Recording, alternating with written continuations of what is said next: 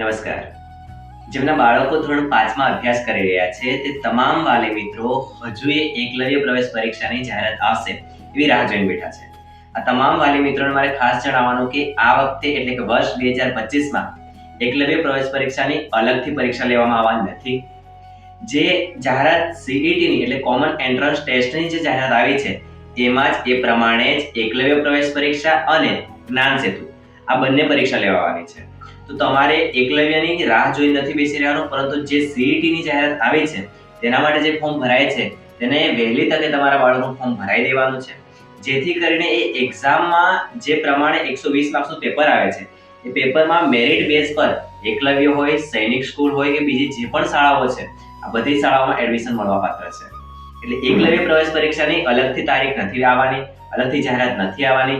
જલ્દીથી જલ્દી આ CET નામની જે પરીક્ષા છે કોમન એન્ટ્રન્સ ટેસ્ટ, એમાં તમારા બાળકનું ફોર્મ જલ્દીથી ભરાઈ જાય અને એના પ્રમાણે જે પણ તૈયારી કરવી પડતી હોય એ પ્રમાણે કરાવી અને વ્યવસ્થિત એક્ઝામ અપાવવાનો પ્રયત્ન કરો.